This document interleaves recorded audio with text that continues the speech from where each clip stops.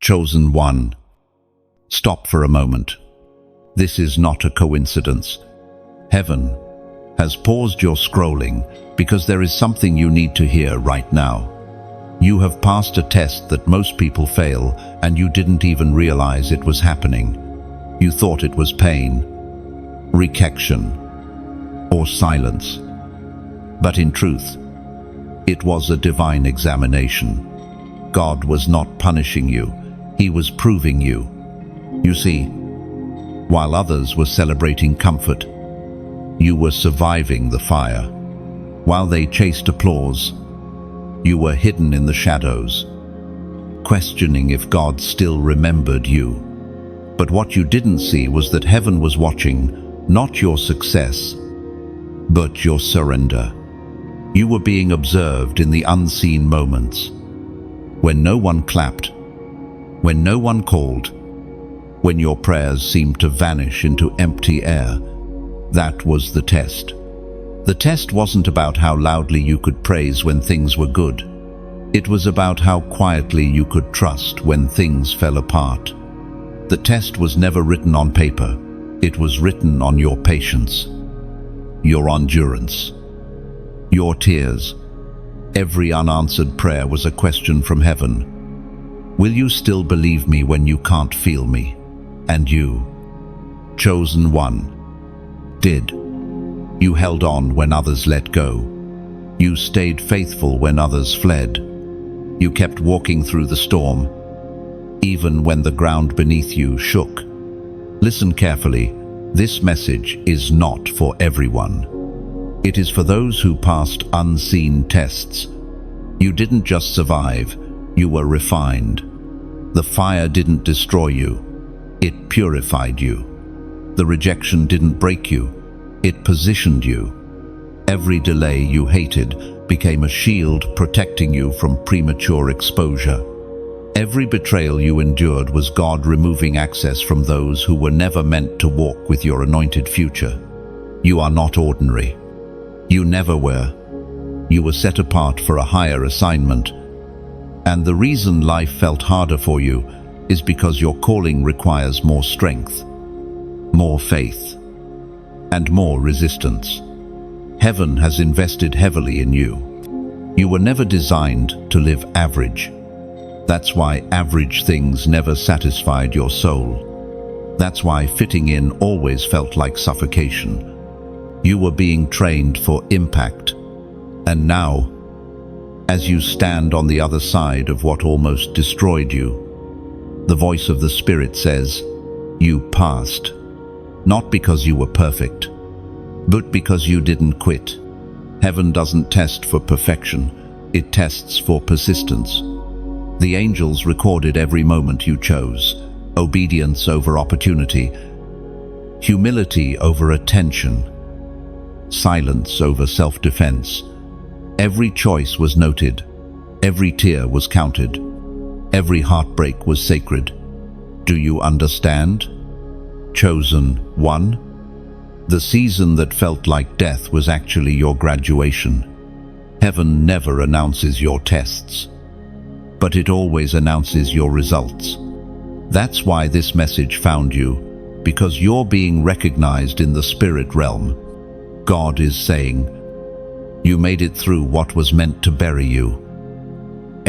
But now comes the responsibility of revelation. You must not return to what you outgrew. You cannot go back to environments that dishonor your anointing. The test separated you for a reason, to elevate you beyond the level of those who mocked your process. You have passed through fire, and your faith is now gold. Hear this clearly. The test was designed to expose whether you loved God for who He is, not for what He gives.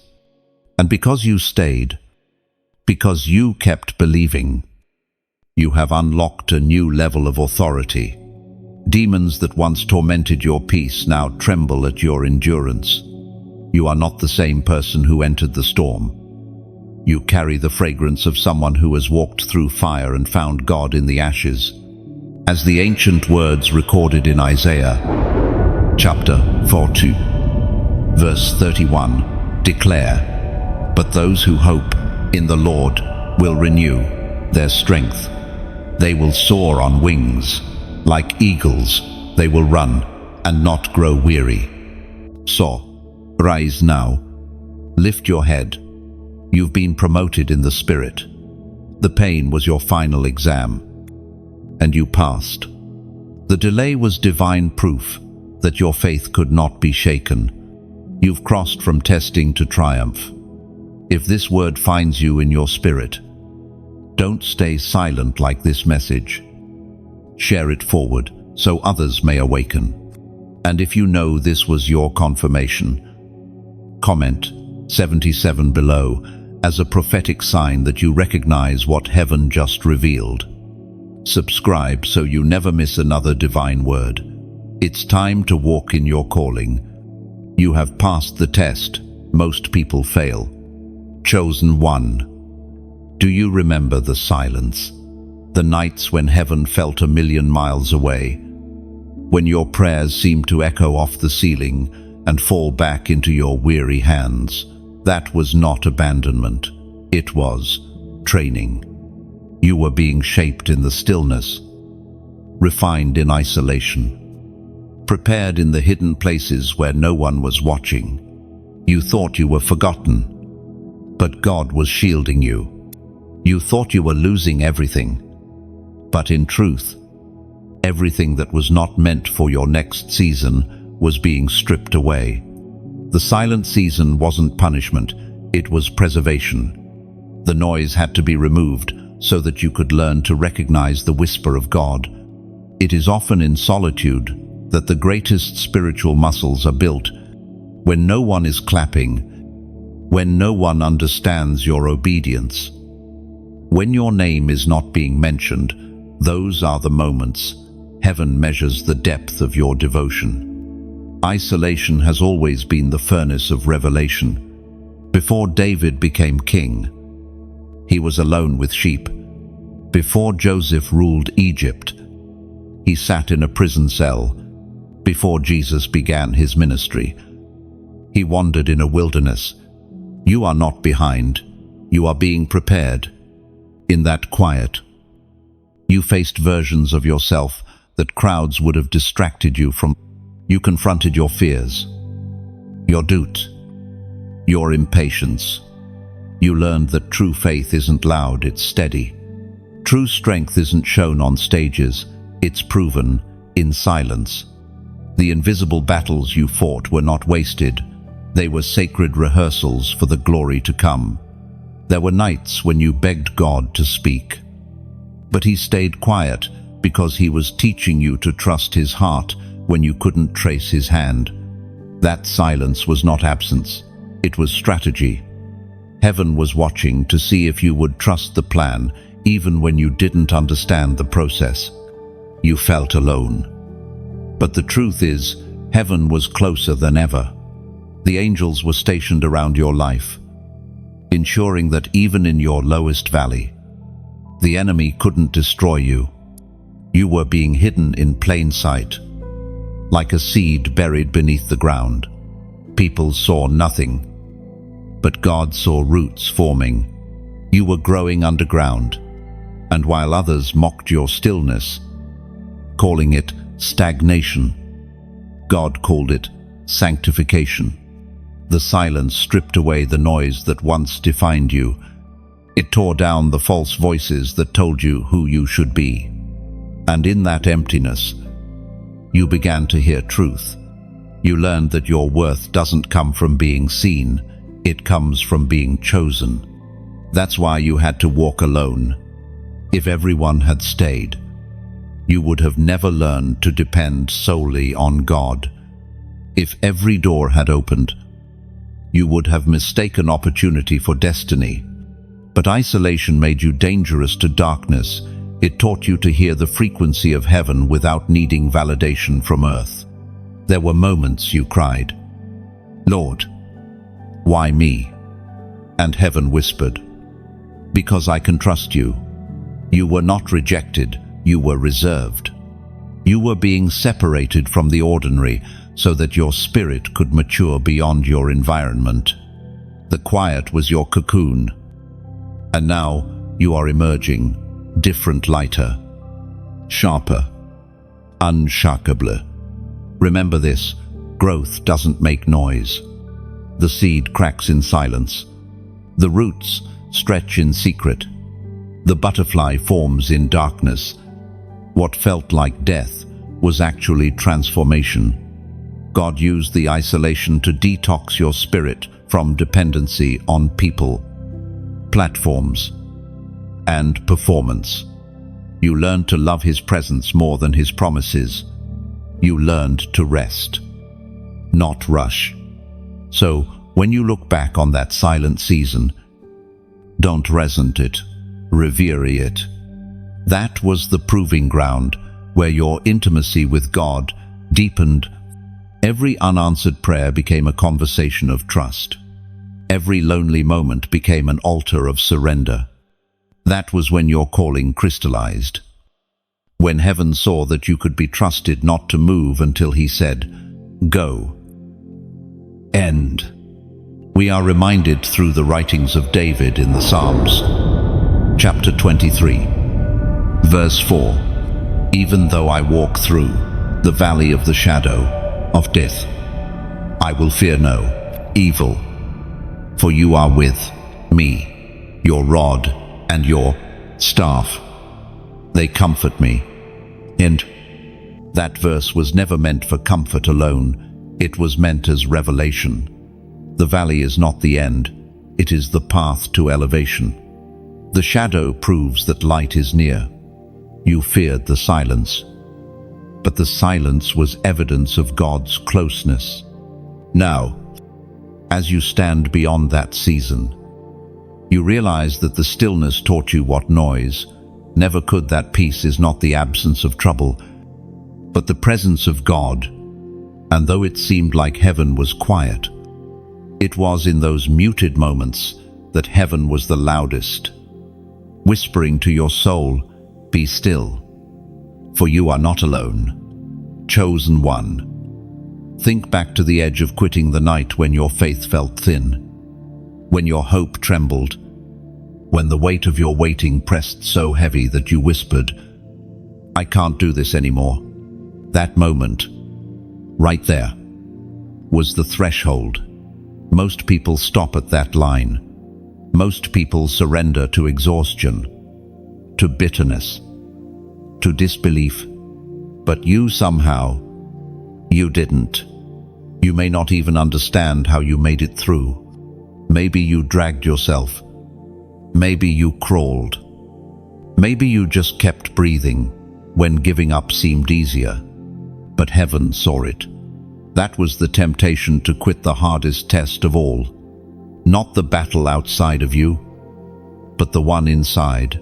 The question of whether you would still trust when nothing seemed trustworthy.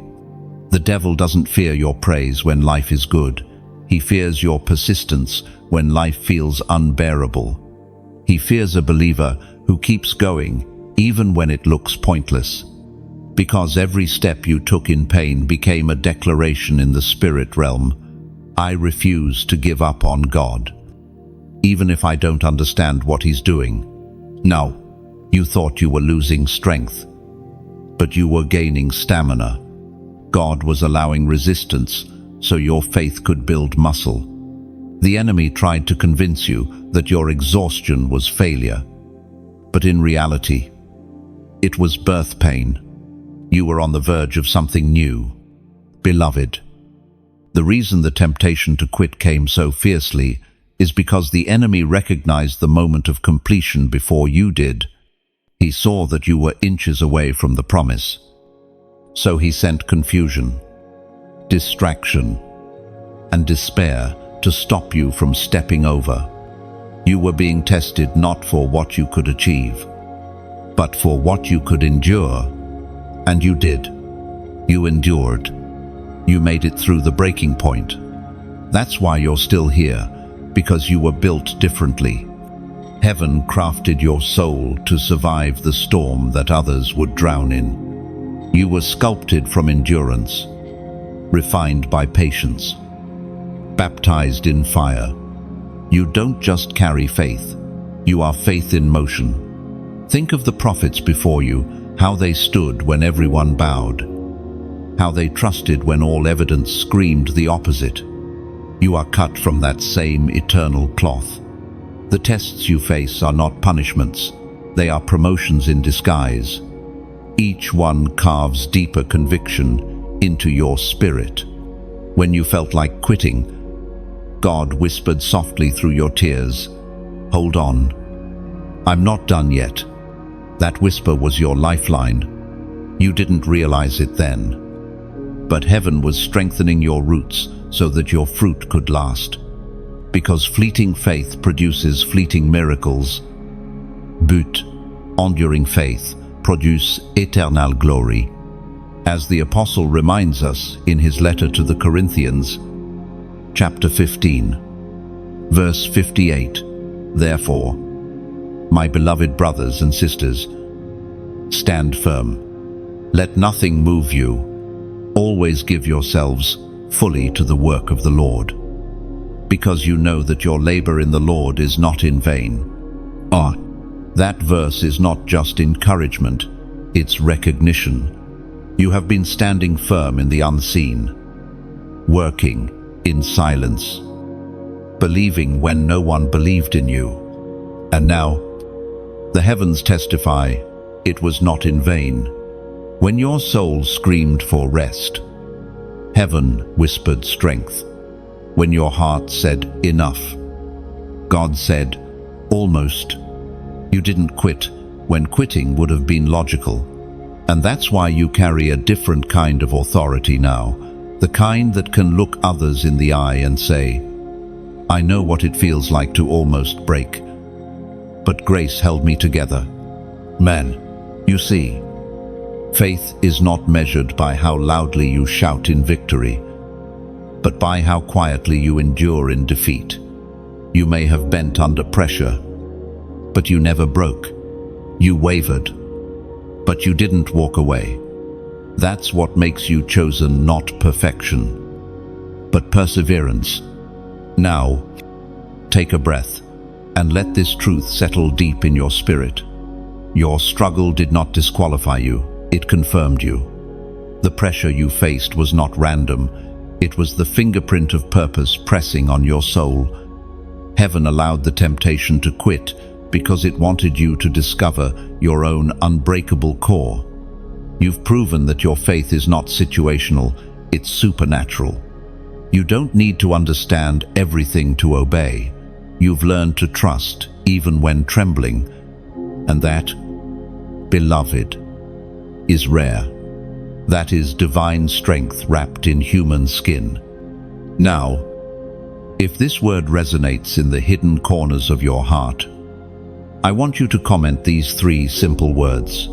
I'm still standing. Don't just type them, mean them. Let them echo as a declaration in the spiritual realm. Every time you write it, you're reminding darkness that you didn't bow, you didn't break, and you didn't quit.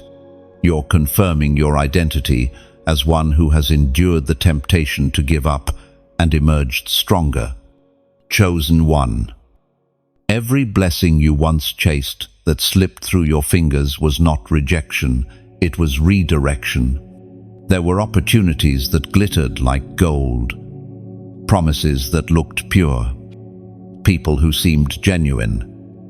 Yet all of it carried a subtle poison hidden beneath beauty. You didn't fail to receive those things. You were spared from them. Heaven shielded you, though it felt like loss. The test was subtle. It wasn't a loud confrontation between good and evil. It was a whisper asking, "Will you settle for what looks like destiny but isn't?" The counterfeit always arrives before the authentic. It comes to see if you can tell the difference between temporary shine and eternal substance. You were being measured not by your ability to recognize blessings, but by your willingness to wait for real ones. You saw doors open that felt right, but something deep in your spirit hesitated. You felt that quiet unease. the inner check from heaven saying, "This is not me," and though you couldn't explain it to others, you obeyed that whisper.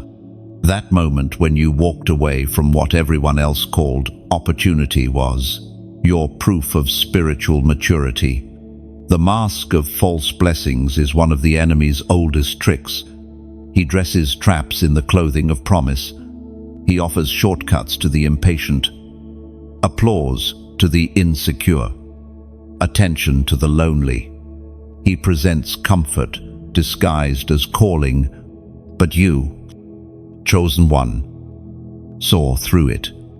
You recognized that not every open door leads to destiny, and not every gift comes from God. The world tells you to seize every chance, but heaven tells you to test every spirit. You learned that discernment is worth more than opportunity. You understood that what glitters often blinds, and what flatters often binds. The people who entered your life only to drain your peace. The partnerships that began with excitement but ended in exhaustion, those were not failures. They were filters. God used them to reveal how deeply you could hear His voice amid confusion. When the counterfeit blessings left, you may have felt emptiness.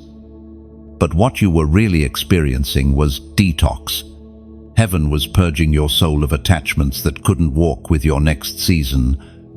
You were being trained to choose depth over display, truth over thrill, because the anointing on your life cannot be mixed with pretense.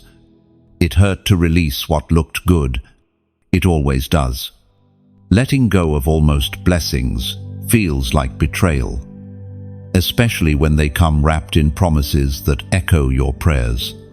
But now you see those things were mirrors, not doors. They reflected what you wanted, not what you needed. They were sent to expose whether your loyalty was to God's will or to your own desire. Beloved, you passed that test by choosing patience. You didn't rush ahead to force outcomes. You didn't manipulate your way into opportunities. You waited, even when waiting made no sense. Heaven honors that. It's easy to worship when the blessing looks like a miracle, but true worship is when you say, even if it never comes, I still trust you. You have grown sharper now. Your spirit can sense counterfeit peace before it even speaks. Your heart knows that real alignment brings rest, not confusion.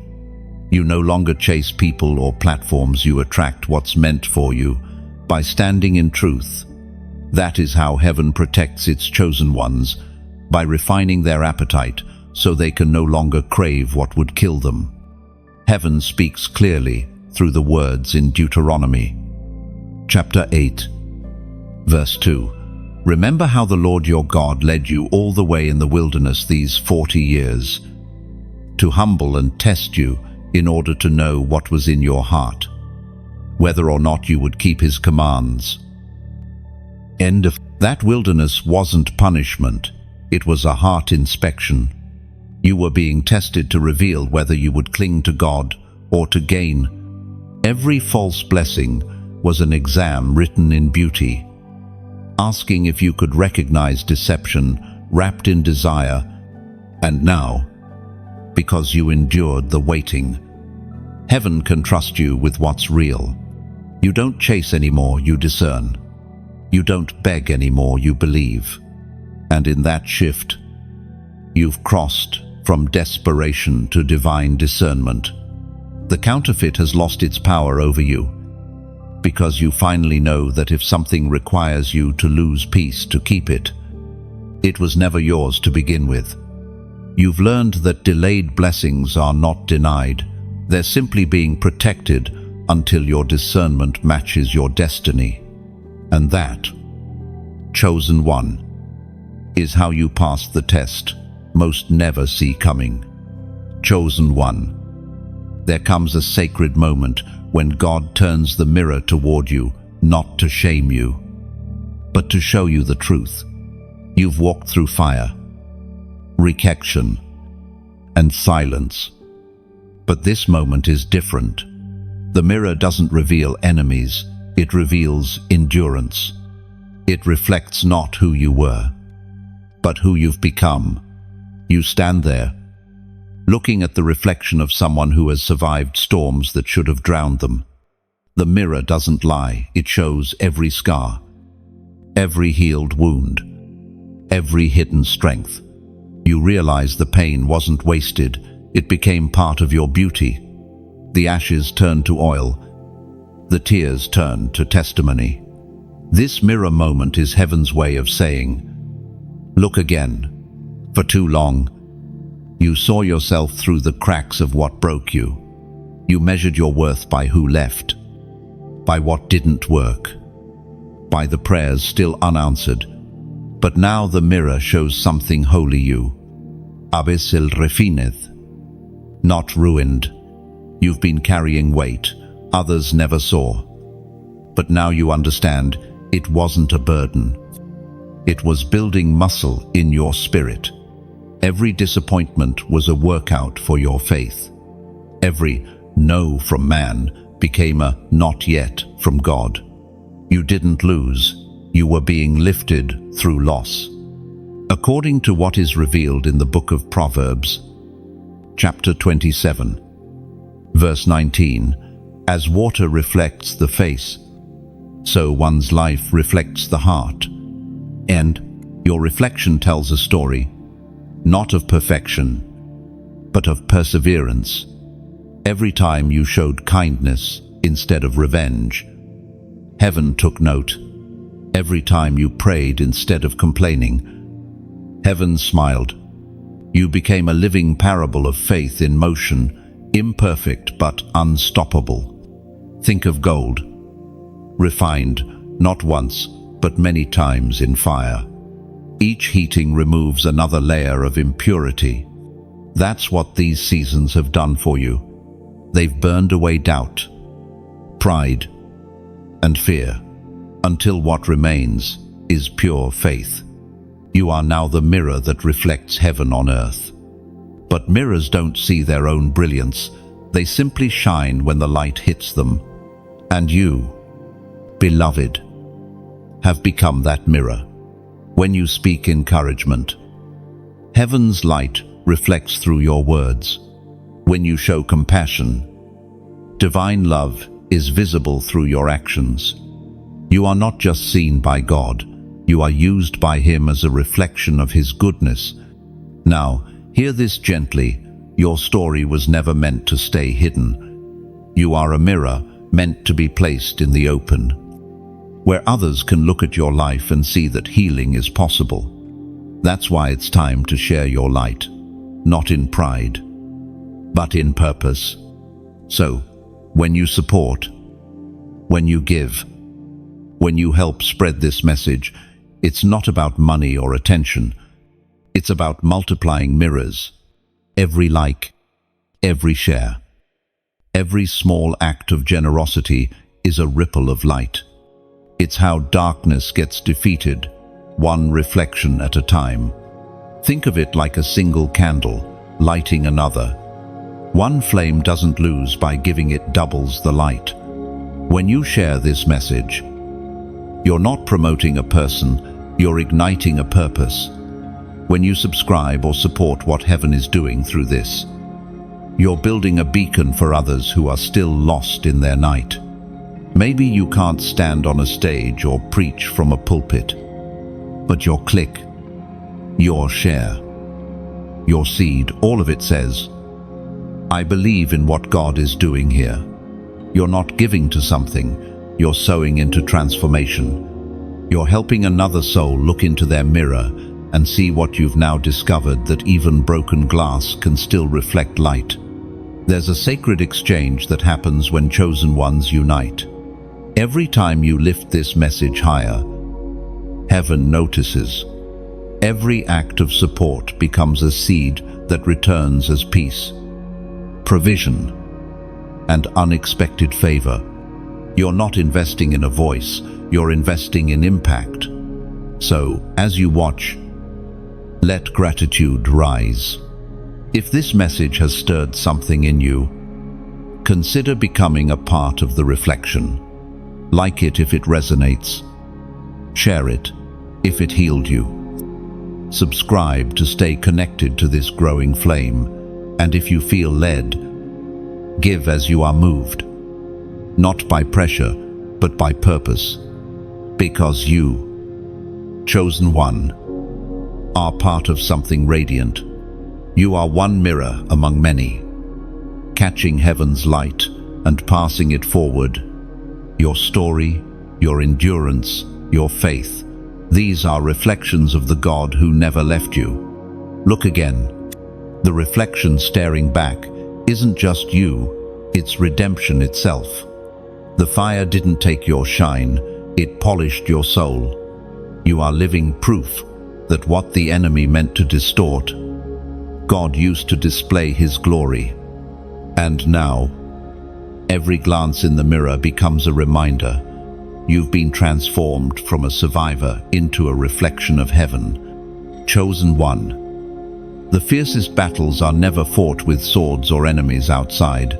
They are waged within the quiet chambers of your own soul. The war between your spirit and your flesh has been raging longer than you realize. Every time you've stood at the edge of compromise, torn between surrender and self-control, heaven has been watching. And every time you chose faith over feeling, light over lust, truth over temporary relief, you gained ground in the unseen. You've fought battles no one clapped for. You've silenced thoughts that screamed louder than words. You've resisted temptations that promised peace but carried poison. There were nights when your heart burned with frustration, when the easier path looked tempting, when your silence cost more than a shout ever could. But through it all, you stayed. You stayed when your flesh begged to flee. You stayed when comfort called your name. This, beloved, is the secret of your strength. You've learned to master the storm within before trying to calm the storm around. And heaven honors that, because no crown rests on an undisciplined heart. No destiny survives an ungoverned spirit. Every time you said no to something that glittered but wasn't God, you chose eternity over emotion. You may have thought no one noticed, but that moment became a trumpet sound in heaven. Angels marked your obedience, and darkness lost jurisdiction over another part of your life. You must understand, this internal battle was never meant to destroy you. It was meant to define you. The war within reveals what you're made of. Your spirit is forged like steel, only proven through pressure. You are not weak for feeling conflict. You are strong for not being conquered by it. There were times your mind told you it was over, that you had failed too deeply, that you had wandered too far. But even in those moments, grace was stronger. The Holy Spirit whispered beneath the noise, "Get up. You're still mine." And you did. You got up again. That's why you're still here, because grace fought for you, even when you stopped fighting for yourself. You've been learning that holiness isn't about perfection, it's about pursuit. Every time you turned back toward God after falling, you declared war on shame. Every time you repented, heaven rejoiced. Every time you forgave yourself, the enemy lost another weapon. There's a rhythm to redemption. It beats in the heart of the chosen ones who have learned to rise again and again until falling loses its power. You've discovered that repentance isn't failure, it's evidence that your spirit is still alive, still tender, still hearing heaven's call. You're not the same person who once fought blindly. You now recognize that your emotions are not your enemy. They are indicators of where healing is needed. You've learned to sit in pain without running, to feel without being flooded. You've stopped escaping. And that beloved, is victory. It was proclaimed in the second letter to Timothy, chapter 1, verse 7. For God has not given us a spirit of fear, but of power, of love, and of a sound mind. No, that is your banner. That is your identity. Power to overcome, love to endure, a sound mind to discern what is real from what is noise. The enemy has tried to attack your peace, but now you see it was never about taking your faith, it was about silencing your clarity. Because when your mind is still, your spirit roars, and now you stand at a new level of authority. You are no longer a victim of your thoughts, you are the gatekeeper of your atmosphere. You understand that not every emotion deserves an audience. Not every impulse deserves a response. You have become the calm within chaos, the eye in the hurricane, the one who can stand still while the world trembles. This is the mark of one who has passed the internal test. Heaven has written your name among the disciplined, those who rule their spirit instead of being ruled by it. And as a prophetic sign that you understand this victory over your inner war, type 333 inches, the comments below. Let that number be your declaration. That mind, body, and spirit are now in divine alignment. You're not who you used to be. The restlessness that once ruled you is being replaced by rest in Him. The desires that once distracted you are now being purified into purpose. You are no longer torn between two worlds. You are whole. Heaven smiles at your stillness. The test of your inner world is complete, and the peace you now carry will speak louder than any sermon. You've passed through conflict and come out crowned not with pride, but with power under control. Chosen one. There was a moment, sacred, unseen, when heaven leaned close and observed you. It wasn't during a public victory or when others applauded your faith. No, it was in the quiet corner of an ordinary day, when no eyes were on you, when your soul whispered, yes, while your heart still trembled. That was the moment heaven marked you as approved.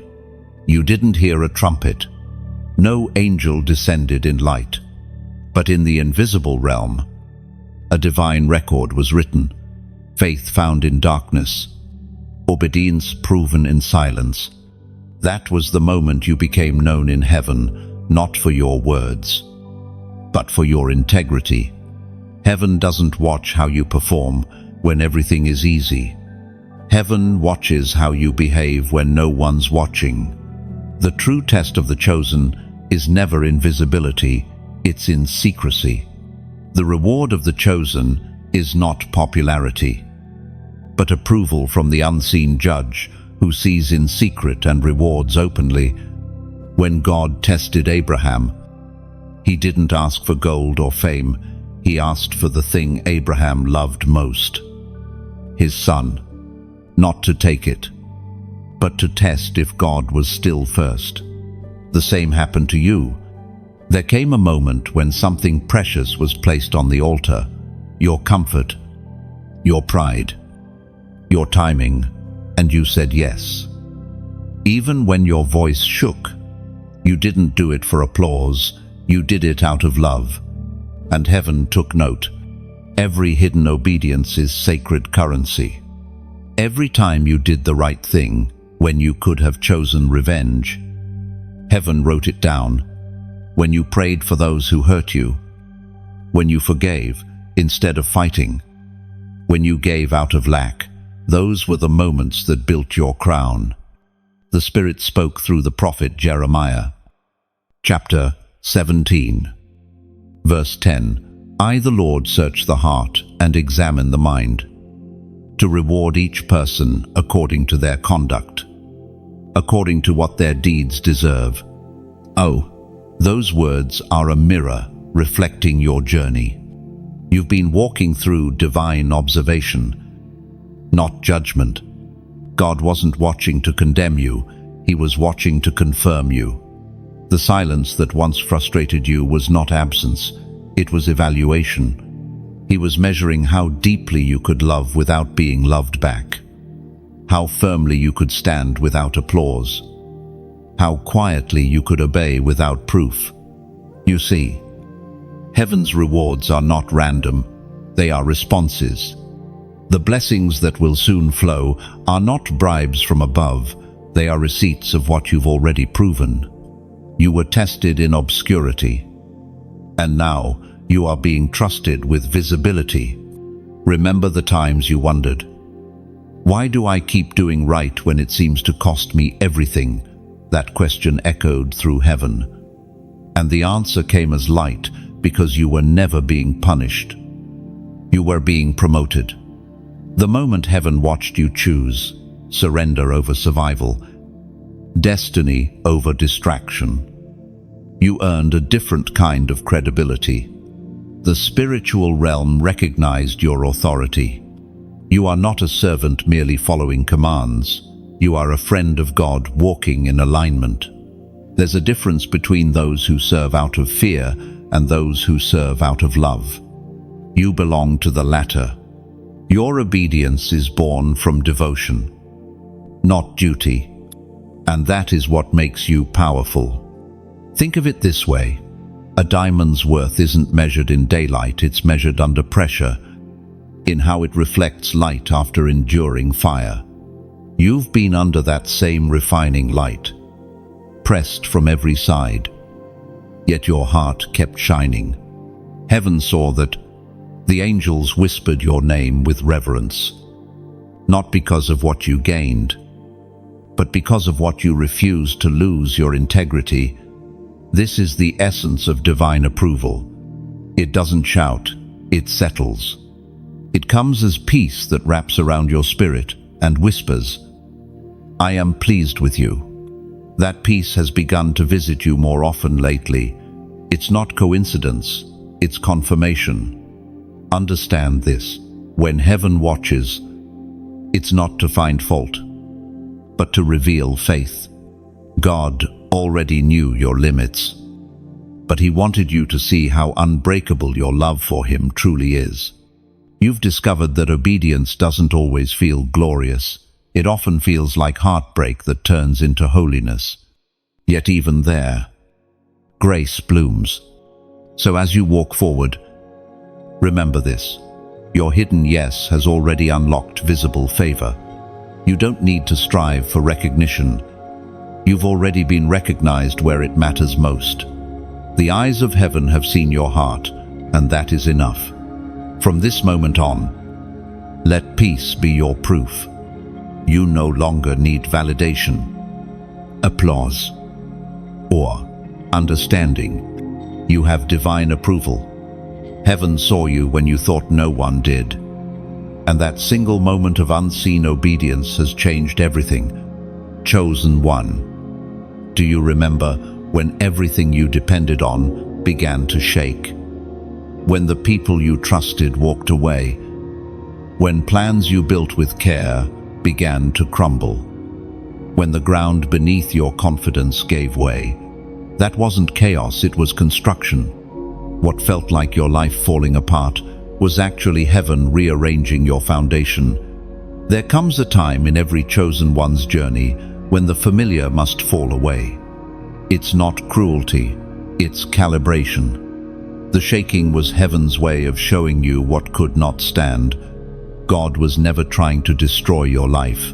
He was exposing what was never stable to begin with. You prayed for strength, and God removed the scaffolding. You asked for clarity, and He took away your comfort. At first, you fought it. You tried to fix what God Himself was dismantling. You begged Him to restore things He was intentionally removing. But the shaking had purpose. Every system that no longer served your spirit had to collapse so that you could stand on truth, not on tradition. The friendships that ended, the jobs that vanished, the doors that slammed, none of it was random. You were being positioned. You were being purified of dependency. Because God cannot build eternal purpose on temporary people, the ones who left were never meant to carry your calling. They were meant to carry your preparation. The ancient words recorded in Hebrews, chapter 12, verse 27, the words "once more" indicate the removing of what can be shaken, that is, created things so that what cannot be shaken may remain. And that verse is a map of your life. Everything that could be shaken, your routines, your expectations, your security has been shaken, not to hurt you, but to reveal what cannot be moved, your faith. You see, it's easy to trust God when everything is stable. It's another thing entirely to trust Him when every structure you leaned on falls away. That's when real trust is born, not in the palace, but in the ruins. And yet, those ruins became sacred ground, because in losing what you thought was life, you found what truly is Him. The shaking was an answer to prayers you didn't know how to word. You asked to know God more deeply, to become unshakable, to walk in true authority. And so, everything in your life that wasn't rooted in Him began to tremble. You were never being punished, you were being planted deeper. Sometimes God shakes what's around you to reveal what's inside you. You discovered faith that doesn't collapse under pressure, peace that doesn't depend on circumstances, love that doesn't need to be returned to remain alive. That's the fruit of the shaking, unmovable identity. Think of a tree in a storm. The winds tear at its branches, rain batters its trunk, and yet, if the roots are deep, it stands. But afterward, the roots go deeper still. That's what happened to you. Every trial forced you to anchor deeper into the presence of God. Every disappointment pushed your roots further into divine soil. Now you stand taller, not because you avoided storms, but because you endured them. And look at what remains after the shaking: authenticity. The version of you that once needed approval is gone. The part of you that found worth in productivity has been replaced with peace. What remains is pure, steady, and whole. The world around you may still tremble, but you've changed. You no longer panic when things shift, because you've learned that when God allows shaking, it's never to break, it's to build. It's His mercy disguised as movement. You now recognize that stability in this world is an illusion. The only unshakable foundation is the one who never changes. So, when you feel another tremor in your life, when a plan fails, when a door closes, when something you depended on slips away, don't fear. Whisper to your soul, "This, too, is part of my strengthening." You've walked through enough storms to know that shaking is simply heaven's way of preparing you for new ground. What was removed was not a loss, it was a revelation. God was clearing your field for new growth. Every structure that collapsed made space for something stronger. And though it hurt, it was holy. Because what's left standing now is real, rooted, and ready. Beloved, you are the unshaken one. The shaking was never about your destruction. It was about your demonstration. You've proven that faith is not fragile, it's eternal. The ground moved, but you did not. The storm came, but you stood. And now, what remains in you will remain forever. Chosen one. The loudest voices are not always outside. They often echo within. You've heard them in the quiet, haven't you? Those whispers that say you're not enough, that what you've done is unforgivable, that you'll never see what God promised. The voices of doubt come softly, disguising themselves as reason, but their purpose is always the same: to make you question what heaven already confirmed. You've stood in that invisible courtroom where fear accused you, where your past testified against you, where insecurity played the role of judge, and yet, beneath all of that noise, there was a still, small voice that refused to be silenced, the voice of truth whispering, "You are still chosen." Oh, every time you chose to believe that voice, even for a moment, light pierced darkness. The enemy's greatest strategy has never been destruction. It has always been deception. If he can convince you that you are disqualified, he doesn't need to defeat you. You'll sit down on your own. That's why doubt comes hardest after obedience. The moment you step forward in faith, darkness tries to whisper you back into fear. But hear this clearly: your doubt does not disqualify you. It only reveals that you are close to destiny. The enemy does not attack what he isn't threatened by. The very fact that your mind has been under assault is proof that your spirit is carrying something heavy with purpose. You've been through seasons when the voice of fear felt louder than the voice of faith. But God was teaching you to discern the difference. Fear shouts to control, faith whispers to call. Doubt drains, truth strengthens. And slowly, your ear became trained to recognize the frequency of heaven even in the static of hell. You learned that not every thought belongs to you. Some thoughts are invitations from the wrong kingdom. You began to take authority over your inner dialogue, learning to speak scripture back to the storm.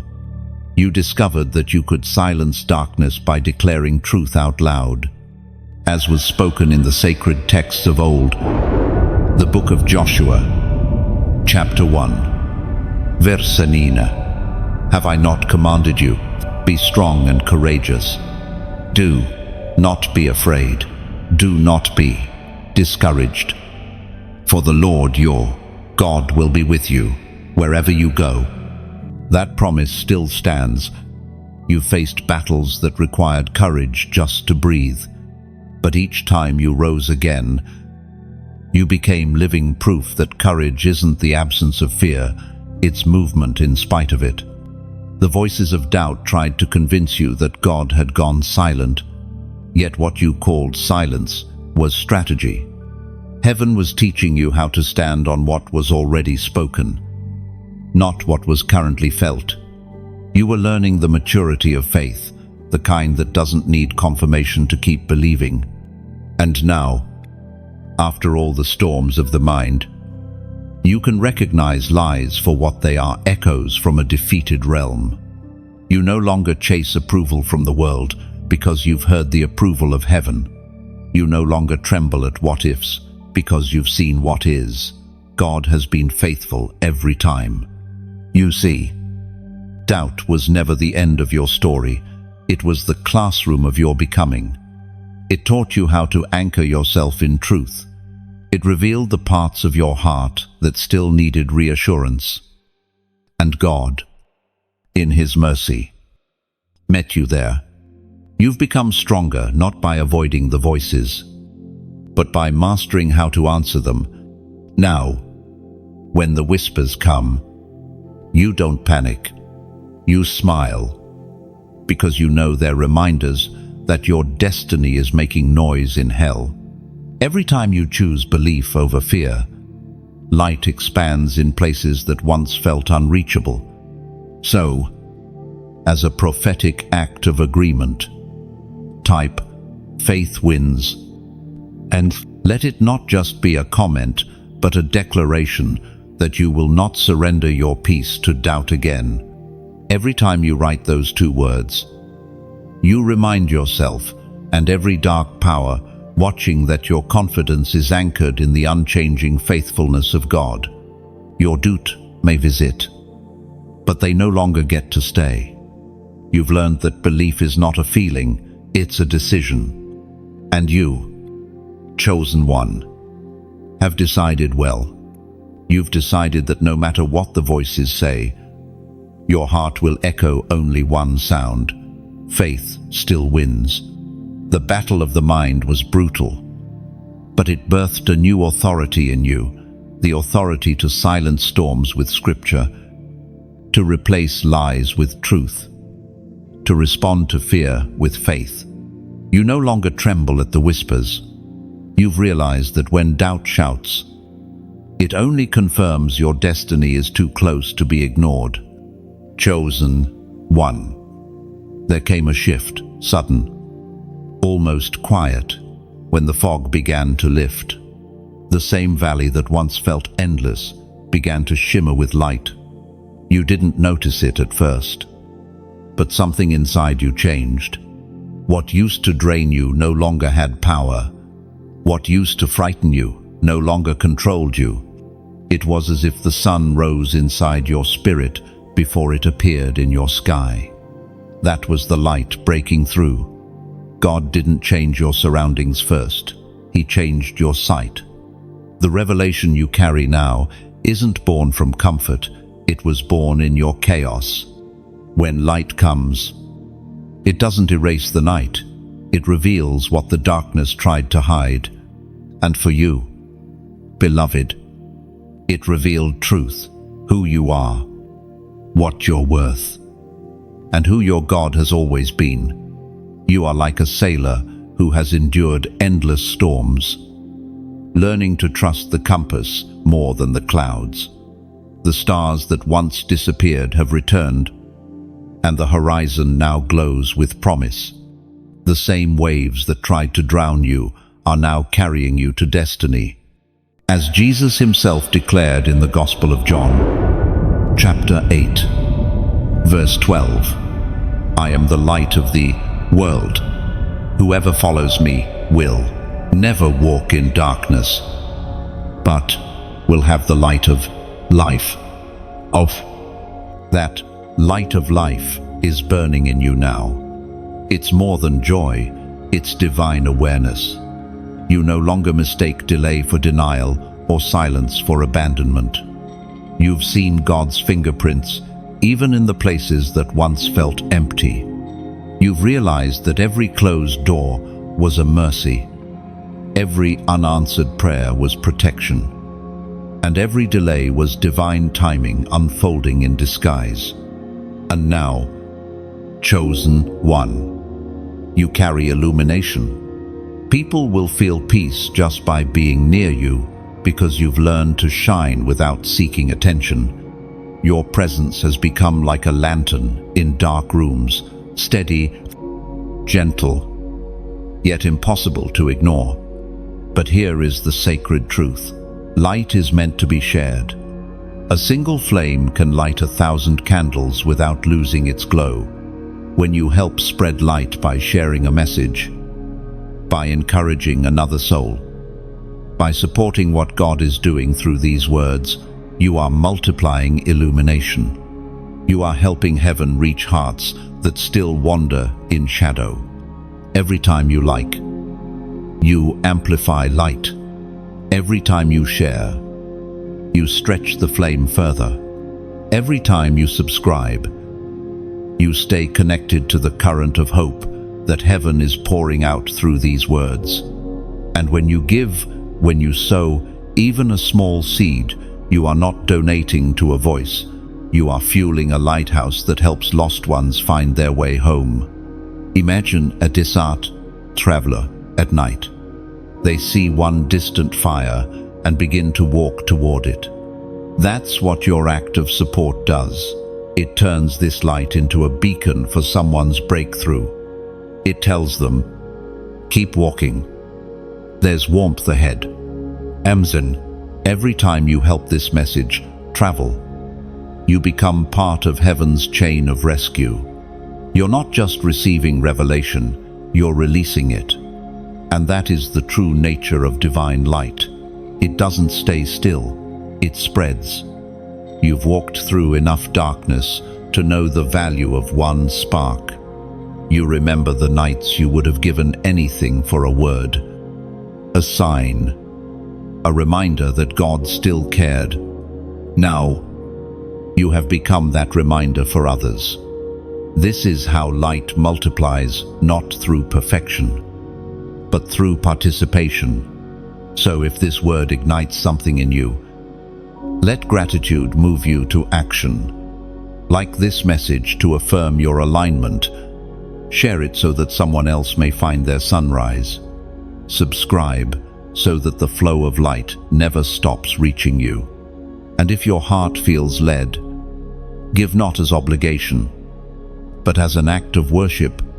Every gift becomes oil that keeps the flame burning. You see, a candle cannot light itself. It depends on another flame. And perhaps this message is heaven's way of saying, it's your turn to light the next one. Chosen one. Your light has been restored, and it carries purpose. You're no longer just surviving the night, you're defining it. Darkness no longer intimidates you, because you've realized that you are the dawn. Let your heart rest in this truth. The light that broke through you wasn't only for you. It was for the countless others still waiting for morning. Shine now, not in noise, but in quiet power. Your story, your endurance, your generosity, they are all rays of the same divine sun. And as your light joins with others, the world will see what heaven has always known. The dawn has come, and it came through the chosen ones. Chosen one. There is a crown over your life, unseen by the world, yet fully recognized by heaven. You didn't earn it through ease or applause, but through endurance. You wore humility when pride would have been easier. You chose forgiveness when bitterness begged for attention. And in those quiet choices, you were being fitted for royalty. The trials you faced were not random. Each one was a forge, a sacred fire, shaping you into someone who could carry authority without arrogance, blessing without bondage. The weight you felt wasn't punishment, it was preparation for the crown you didn't even know you were earning. Heaven does not hand crowns to the talented, it places them upon the faithful. And you, beloved, have proven faithful. When the world mocked your process, when others doubted your direction, you kept walking. You didn't see a crown then, you saw only the cost. But heaven was keeping count. Every act of obedience was a gem added to your crown. Every hidden act of love, every unseen prayer, every silent sacrifice, all of it mattered. There were days when your obedience felt like weakness, when your compassion was mistaken for naivety. But heaven knew what it was building. You weren't just surviving, you were qualifying. We are reminded through the writings of James, chapter 1, verse 12. Blessed is the one who perseveres under trial, because, having stood the test, that person will receive the crown of life that the Lord has promised to those who love him. That crown of life eternal, incorruptible, is the symbol of what your suffering produced. It's not made of gold or silver, but of glory. It shines not on your head, but through your spirit. It announces to the unseen world that you endured, that your love for God was proven genuine, and that no amount of pain could silence your praise. The crown you carry is not visible to the eye, but it carries weight in the spirit. Demons recognize it. Heaven celebrates it. And though people may overlook it, every step you take now shakes the unseen realm. Because authority follows those who've walked faithfully through suffering. It wasn't the size of your battles that qualified you, it was the purity of your heart within them. Many fought loud wars and lost quietly. But you fought silent wars and won loudly in heaven. Your tears watered the very soil where your crown was formed. The weight you feel now is holy. It's the evidence of glory resting upon you. You are no longer who you were at the beginning of your trials. You've become seasoned in the language of faith. You no longer speak from theory, you speak from testimony. That's why your presence carries power. Your scars now release healing. Think of a warrior who returns from battle not with polished armor, but with proof of endurance. The dents in the metal tell the story of survival. The scratches reveal the places of confrontation. That's you now, a crowned warrior marked by grace. You didn't always feel strong. There were moments you cried, "Lord, I can't carry this anymore." And yet somehow, strength came quietly, faithfully, like dawn after the longest night. That strength wasn't yours. It was heaven lending its endurance to your weary frame. Now you stand on the other side, not just as someone who survived, but as someone who carries divine credibility. You can look at the broken and say, "I understand," not with pity, but with power, because empathy born from endurance becomes healing for others. That is the crown you wear, not pride, but purpose. You carry the fragrance of one who's been with God in the fire. That fragrance lingers. It cannot be fabricated, and it cannot be forgotten. This is why your next season will not require you to fight for recognition. The crown speaks for itself. The authority on your life will open doors your name alone could never touch. You don't need to announce yourself.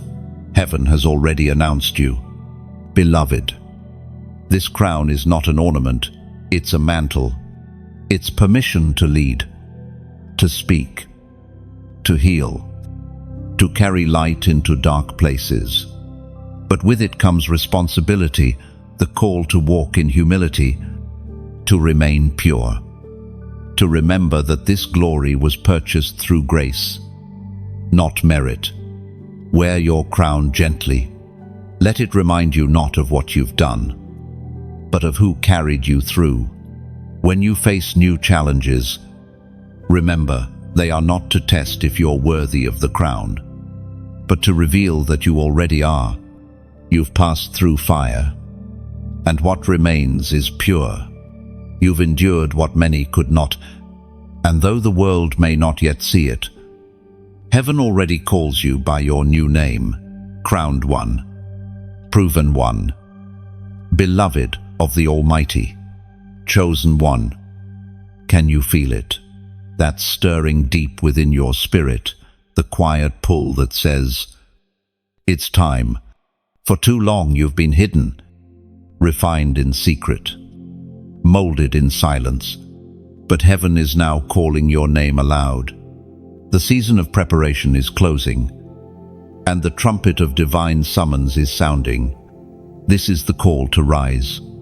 You've been through the shadows long enough. You've walked through rejection, pruning, and the painful patience of waiting, but you did not waste that time. Every silent day was a seed. Every unseen prayer was a foundation. And now, the wind of God is moving over those seeds, commanding them to grow. There is no more need to apologize for your light. You were never meant to blend in, you were meant to break through. You are not being activated today. You were activated long ago. Now, you're being released. Heaven doesn't just send messages, it sends messengers, and you are one of them. When God calls a person to rise, He doesn't ask them to be perfect, He asks them to be available. That's all He ever needed from you, your yes. Every time you whispered, "Here I am, Lord," when your hands were trembling, heaven heard thunder. Every small act of obedience has been building momentum for this moment. You will feel the shift in your spirit before you see it in your surroundings. the same way dawn begins to brighten the sky long before the sun rises. So your breakthrough is already illuminating your path. God is orchestrating connections, conversations, and confirmations that will align you with divine purpose. The Word of God declares in the book of Isaiah, chapter 60, verse 1, "Arise, shine, for your light has come, and the glory of the Lord rises upon you." That is your command and your confirmation. You are not waiting for glory to arrive, it already rests on you. The time for hiding has ended. The time for hesitation is over. This is not a season to question whether you're ready. It's a season to walk as if you are already chosen, because you are. The world doesn't need more noise. It needs clarity. It needs your voice, your story, your authenticity. There are hearts tied to your obedience, lives waiting for your yes. Every testimony you've lived is a key for someone else's locked door. Every scar you carry is a lantern for someone else's darkness. You might think, but I'm still healing. Yes, and that's why you're perfect for the task. God doesn't wait for healed people to move. He heals through their movement. You carry an anointing that flows best when it's shared. The cracks in your heart allow His light to shine through even brighter. Now, as heaven opens the next chapter of your life, you will find yourself standing before opportunities that look impossible. Don't shrink back. You've been refined for this. Every lesson from your hidden years is now becoming wisdom in your hands. Where others see risk, you will see divine timing. This is your commissioning moment. The same God who called Moses from the desert, David from the pasture, and Esther from obscurity is calling you now from the shadows of survival into the spotlight of assignment. And yes, it will stretch you. It will test your trust again. But remember, the stretching is proof that you're stepping into something greater than yourself. You are not walking alone. The same angels that guarded you through the wilderness are now going before you into new territory. Doors are being unlocked. Favor is aligning. And courage is being poured into your bones. You were not waiting on opportunity. Opportunity was waiting for you to mature. And now, chosen one. Heaven says, rise, step out from hesitation, walk in boldness, move with grace, speak with fire, live with purpose, because the world needs the sound of your obedience. As a prophetic act, type 444 below. Let that number be your declaration that you are in divine alignment, Father, Son, and Spirit surrounding your steps. It is your agreement that you will no longer delay destiny, that you accept the call fully and freely. When you comment it, don't do it casually. Do it as covenant. Let heaven see your agreement and mark this moment as the day your rising began. The silence that once shaped you has prepared you for sound. The waiting that once broke you has become your strength. You are no longer buried, you are planted. And now, the voice of God echoes over your life. Arise and shine. You are not being invited to rise, you are being commanded to. Heaven has already moved, now it's your turn. Chosen one. The call to rise always comes with a cost. To walk in divine authority means to carry divine responsibility. It is not a crown of comfort you wear, it is a mantle of weight. The greater the light within you, the more discipline it demands. Heaven does not anoint without expecting stewardship. And now, that mantle rests on your shoulders. Being chosen is not about privilege, it is about purity. It means that your life can no longer be lived carelessly. You are a vessel, and vessels of glory cannot afford to be filled with noise. You are a torchbearer, and torches must guard their flame. You are entrusted, and trust requires boundaries. There will be moments when you feel the pull to go back, to return to old patterns, old circles, old distractions. But the higher you ascend, the thinner the air becomes. Not everyone can breathe at your altitude. The loneliness you sometimes feel now is not rejection, it's refinement. Heaven is trimming away what cannot travel with you. The prophet Elijah understood this. Before the fire fell from heaven, he had to separate himself from the crowd. Holiness has always required distance.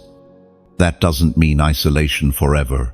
It means consecration for a season, because those who carry the mantle must learn how to guard it, even from good things that would quietly dilute their strength. The Apostle Paul wrote of this kind of discipline. He said that runners in a race all run, but only one receives the prize. So he disciplined himself, making his body his servant, not his master. That is the life of the chosen, ruled not by impulse, but by intention. Heaven speaks clearly through the words in the book of Leviticus, chapter 20, verse 26. You are to be holy to me, because I, the Lord, am holy, and I have set you apart from the nations to be my own. That setting apart is not punishment, it is protection. You've been set apart for sacred work. There are things you can no longer entertain, not because they're evil, but because they're empty. There are places you cannot linger, not because they're forbidden, but because they're beneath your frequency. You were built for higher ground. Chosen one. The weight you feel is not weakness, it's wisdom settling into your bones. You've learned that obedience sometimes means walking alone. That discernment sometimes means saying no when everything in you wants to say yes. But you also know that peace follows every obedient no. This is the essence of spiritual maturity, choosing alignment over approval. You no longer crave to be understood, because you've tasted the peace of being obedient. You've discovered that purity is not about rules, it's about clarity. It's the unclouded vision that lets you recognize God's movement instantly. And now, heaven is entrusting you with more. Not more applause, but more influence. Influence not to control, but to heal. To speak life into broken atmospheres, to walk into rooms and change them, not through noise, but through presence. That's the mantle of responsibility to represent heaven with integrity. You carry a light that must remain clear. Every thought, every word, every action now carries eternal echo. Your kindness is not small, it's kingdom currency. Your words are not casual, they're seeds. Every decision has spiritual ripple. That's the reality of one who walks marked by God. Sometimes you'll feel the weight of intercession, the sudden burden for souls you've never met, nations you've never seen. That's part of the mantle too. You've become a carrier of divine concern. You'll wake in the night, not to worry, but to war in prayer. You'll weep not from despair, but from compassion that mirrors heaven's heart. That's what it means to bear responsibility in the kingdom. It's love that costs something, and yet, the same God who gives the mantle gives the strength to carry it. You won't bear this weight alone. Grace walks with you. Angels surround you. The Spirit within you empowers every step. The mantle is heavy, yes, but it fits perfectly because it was tailored for your shoulders before time began. So do not shrink from it. Wear it with humility, not hesitation. Remember, the mantle doesn't make you superior, it makes you accountable. You are not called to rule people, you are called to serve them, to be a vessel of peace in a world that has forgotten the sound of stillness. Walk carefully, but confidently. Guard your flame, but don't hide it. Stay soft. Even as you grow strong, the mantle upon you is sacred. It's the breath of heaven resting on human flesh. You've been chosen, not because you were the loudest, but because you were faithful when no one was listening. And now, heaven says, carry it well. For this weight of glory will teach the world that holiness is not heaviness, it's freedom wrapped in fire. Chosen one, do you sense it? That shift in the air, that quiet momentum forming around you. After so much pruning, the season of restoration has finally arrived, not as a storm, but as a sunrise. The world around you is beginning to respond to what heaven already decreed. It's time for divine favor to return. You see, restoration rarely looks like what we expect. It doesn't always begin with fireworks or applause. Sometimes it starts subtly, an unexpected opportunity, a reconnection that feels ordained, a peace that settles deeper than understanding. The hand of God is gentle but undeniable. And right now, it's rearranging circumstances in your favor. What was withheld is now being released. The doors that once refused to open are creaking wide with divine timing. You are walking into rooms that used to be locked, not because you forced them, but because you were faithful while waiting. The very things you thought you lost forever are being returned, not as replicas, but as redemptions. Heaven never gives back. What was taken, it always gives back better. We are reminded through the words of the prophet Joel. Chapter 2, verse 25, I will restore to you the years that the locust has eaten. That promise is not poetic, it's prophetic. God has been keeping track of every year that felt wasted. Every seed that seemed buried too deep to bloom. Nothing was lost, it was simply stored. And now the storehouses of heaven are opening over your life. Restoration is not just about possessions or status, it's about alignment. God is restoring your name, your peace, your rhythm, your confidence. He's realigning your life to match the frequency of His favor. The season of surviving has ended. Now begins the season of thriving. Look closely, and you'll see the evidence. Where there used to be confusion, clarity is emerging. Where scarcity ruled, supply is increasing. The people who once overlooked you are beginning to notice your light. Not because you've changed for them, but because your time of divine visibility has come. You were hidden so long that you forgot what recognition feels like. But this recognition is different. It's not built on effort, it's built on grace. You won't have to chase what's yours. What's meant for you will find you, drawn by the fragrance of your obedience.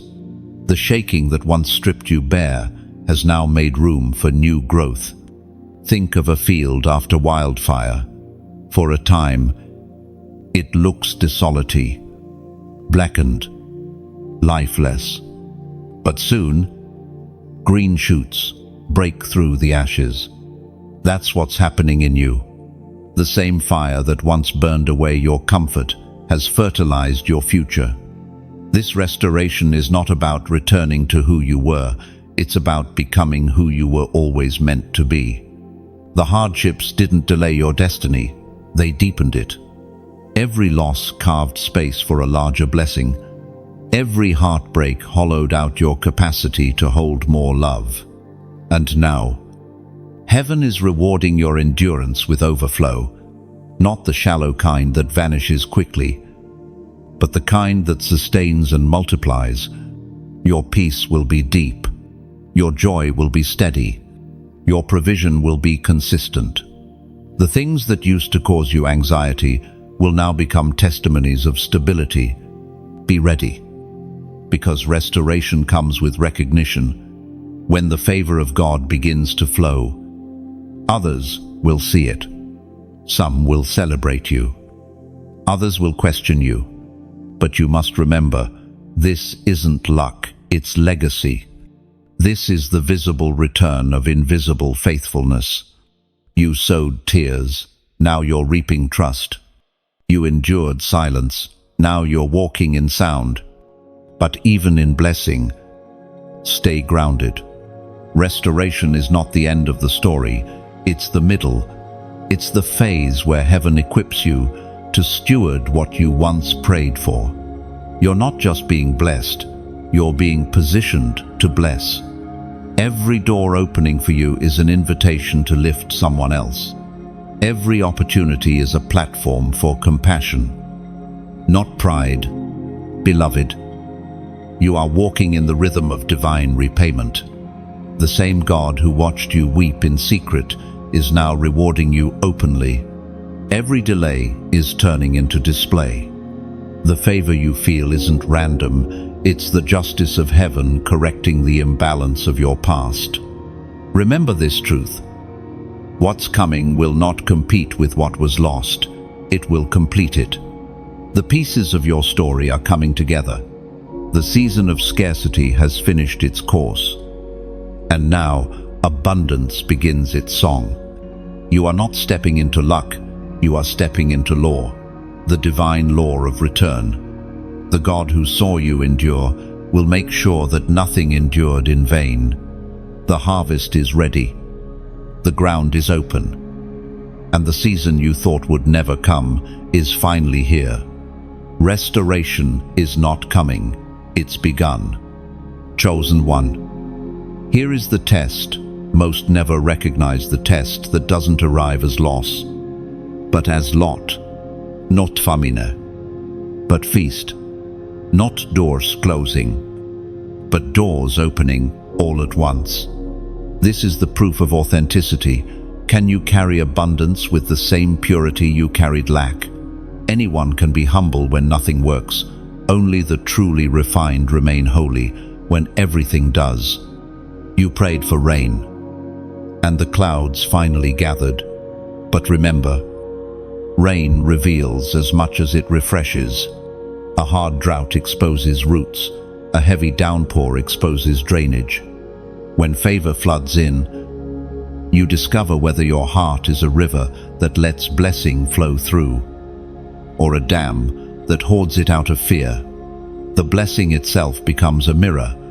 Are you still moved by obedience or by opportunity? This is where many stumble. Comfort sings its lullabies. Applause muffle discernment. And the calendar fills with good things that quietly erase the God things. Golden cages are still cages. The enemy who couldn't break you with scarcity may try to bind you with success, but the fire that forged you taught you to smell smoke, even in sweet rooms. You will not be bought by compliments or sold by convenience. Abundance is a louder classroom. Crowded rooms will invite your voice. Crowded offers will test your no. It's not whether you can do a thing, it's whether you should. True sons and daughters know that authority is preserved by alignment. You learned to guard your flame in storm winds. Now guard it in gentle breezes that tempt you to nap. Purpose does not retire when praise arrives. As the ancient words recorded in Luke, chapter 16, verse 10, whoever can be trusted with very little can also be trusted with much. And whoever is dishonest with very little will also be dishonest with much. So weigh your heart on heaven's scale each morning. Ask not, how can I grow bigger? But how can I stay truer? Let your calendar be a compass, not a trophy case. Leave space for stillness. Protect the hour that birthed your oil. Do not trade devotion for momentum. Momentum without devotion is a chariot without reins. You will feel new gravity requests, invitations, expectations. Answer them like a gardener, not a gambler. Prune so fruit remains sweet. Water the roots of character. Sabbath. Scripture. Secrecy. Keep a sacred corner no spotlight can touch. That is where your power breathes. And when provision multiplies, let compassion multiply faster. Remember the days when one encouraging word felt like oxygen. Become that oxygen for others. Turn favor into shelter. Turn influence into intercession. If your voice carries farther now, let it carry mercy first. Kingdom wealth, whether time, talent, or treasure, was never given to decorate you. It was given to deploy you. You will also face the subtler exam comparison dressed as counsel. Some will try to steer your ship toward trend winds. To make your authenticity marketable, smile, bless them, and keep your compass set to the north you met in the wilderness. The light that guided you there must govern you here. Compromise is just a slow leak. Ships don't sink by waves they ride, but by water they allow in. Let every decision pass through 3 gates. Is it obedient? Is it clean? Is it kind? If it fails any gate, let it pass by without you. Not every banquet is your table. Not every stage is your sanctuary. You are not starving anymore. You can afford to say no. And when accolades arrive, lay them down like crowns at the feet of the one who carried you. Praise is pleasant, but presence is home. Let gratitude be the fragrance that follows you into every room. Say thank you more than you say yes. Now, if this word reads what your season is writing, add your voice to the story, like this message, so the rhythm of truth keeps echoing.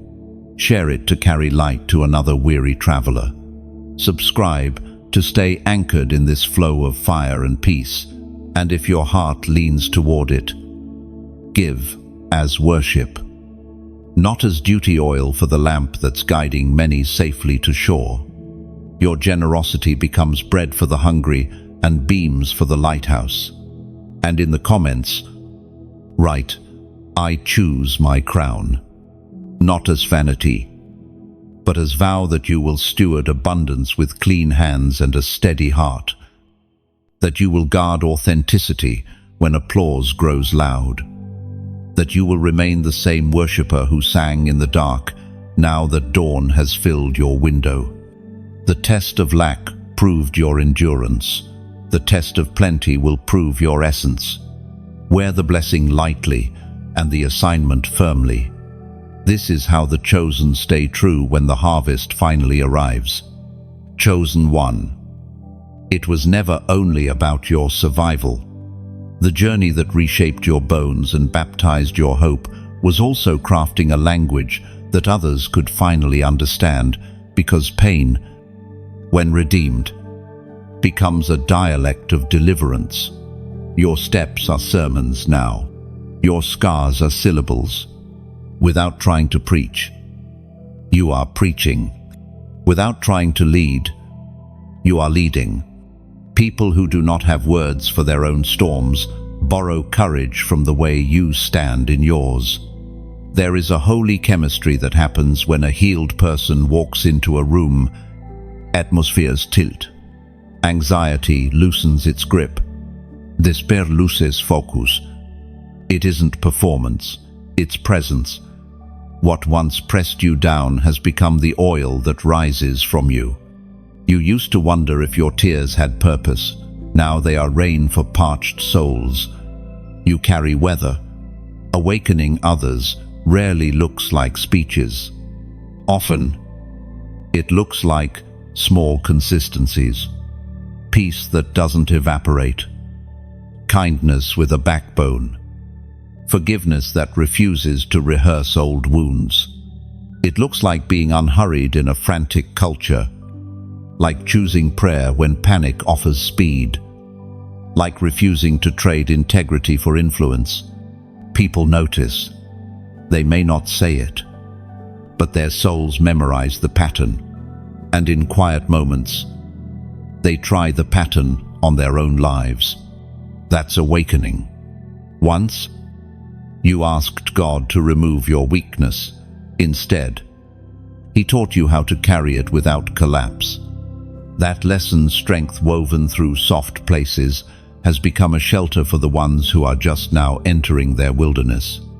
Your transparency is not exhibition, it is permission. When you admit where you bled and show where you were stitched, others discover that healing isn't a rumor. It's a route. There are those assigned to find you not because you're loud, but because your frequency matches the truth they are starving for. You will encounter them in unexpected corners, a hallway after a meeting, a taxi ride, a message from a stranger who says, "Something changed when I heard you." Recognize that this is not flattery, it is fruit. Heaven trusts you as a carrier. What once overwhelmed you now overflows from you. Guard this flow, not with defensiveness, but with devotion. Stay close to the well.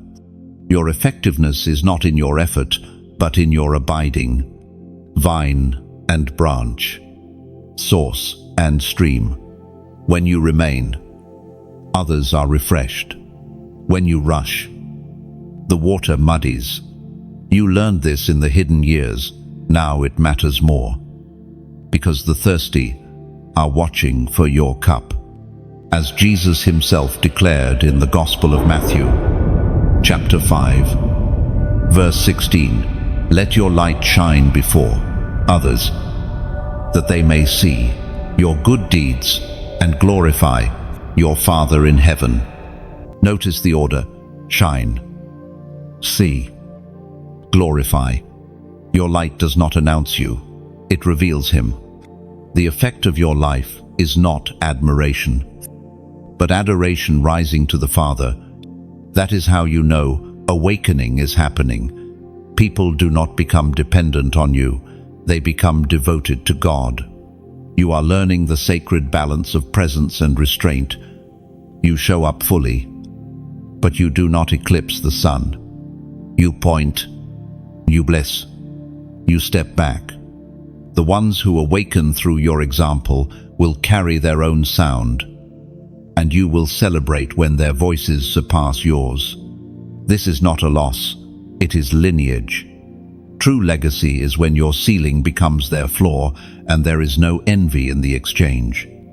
Do not underestimate the quiet revolutions you start. A gentle apology breaks a generational habit. A kept promise heals a childhood wound in someone else. A prayer whispered over a trembling hand becomes an anchor during their next midnight. Awakening is cumulative. It gathers like dew. Suddenly the field is wet, and no single drop can claim the morning. You will also feel a deeper tenderness for those still asleep. Resist frustration. You remember the rhythms of your own awakening, the fits and starts, the relapses into numbness, the way light hurt before it helped. Mercy is your authority now. Correction without contempt. Truth with a steady arm to hold on to. And as you continue, you will see a mosaic forming faces. Stories. Small resurrections that testify. Your obedience traveled farther than your feet. Some you'll meet. Money you won't. That is the beauty of a life yielded. The river runs beyond the map. Walk on, torch-bearer. Keep the flame honest. The steps simple. The heart soft. You are not building followers. You are building wakefulness. One life at a time. One room at a time. Until whole neighborhoods, families, and nations remember the sound of morning. Chosen one. This is the hour of sealing, not the sealing that hides, but the seal that sends. You have moved from being refined to being recognized, from being processed to being pronounced. Heaven's court has stamped your name with approval, not for display, but for deployment. You are not simply surviving anymore. You are standing under a decree. The same fire that stripped you now shines from you. The same valley that once threatened you now testifies for you. Scars and glory travel together on your frame. The scars speak of battles fought honestly, without shortcuts or shadows. The glory speaks of presence that never abandoned you in the furnace. You are a living paradox and a living proof. Tenderness carrying thunder. Humility wearing authority. A human heart lit with a holy flame. The seal does not remove your humanity. It hallows it. You still feel, still arc, still wonder, but now your feelings kneel to truth.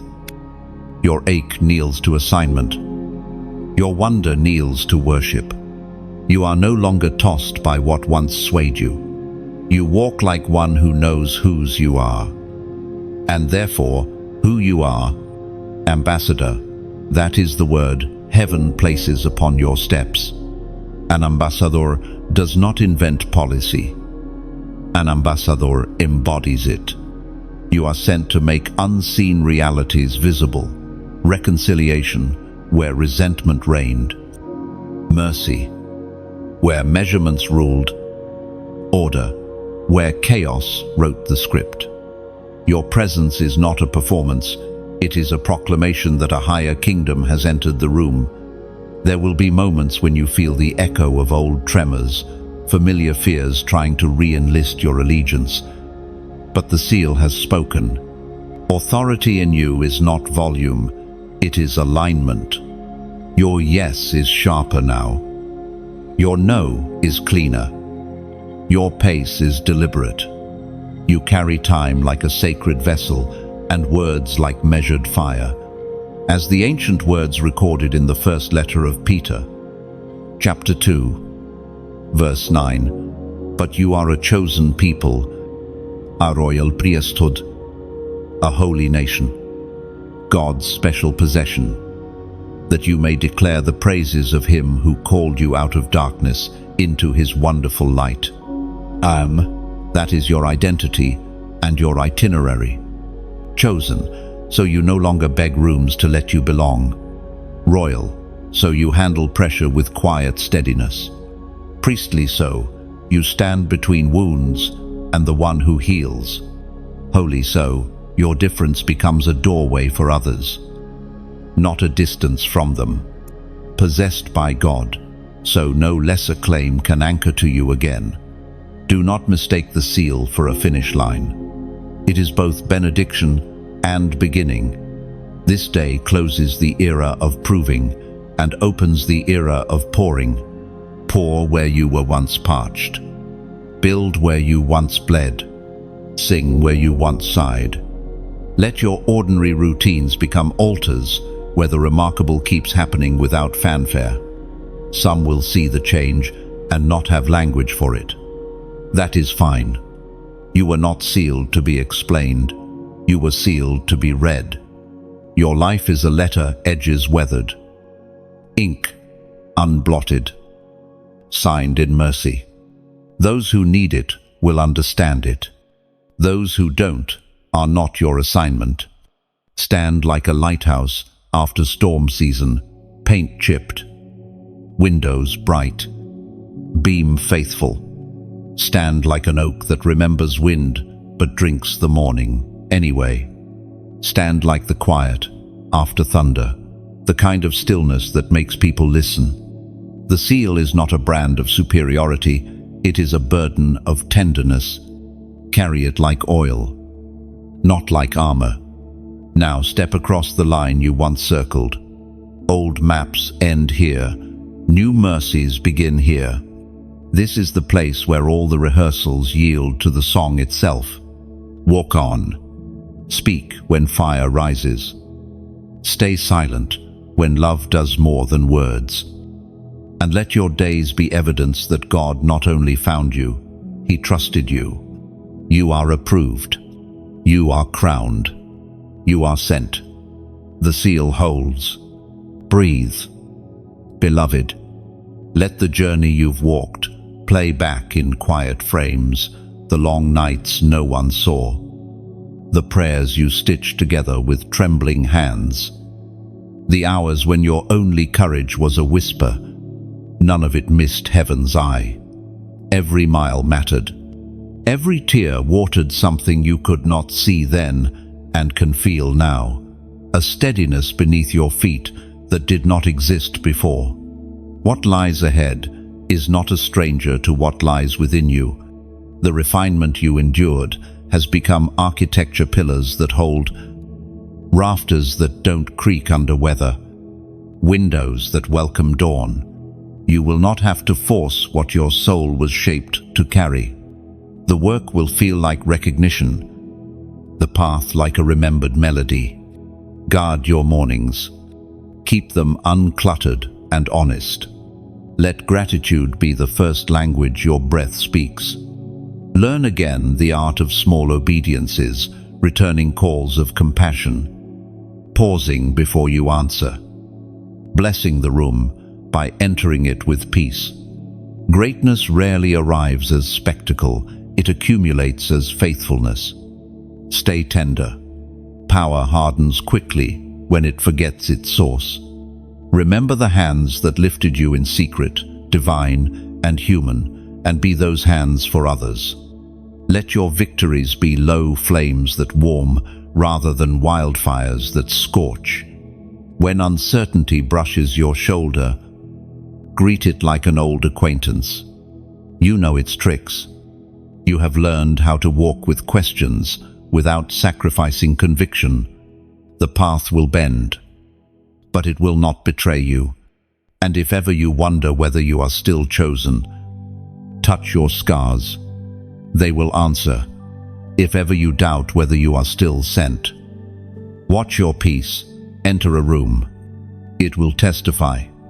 The story continues quiet, luminous, and true. Walk it well.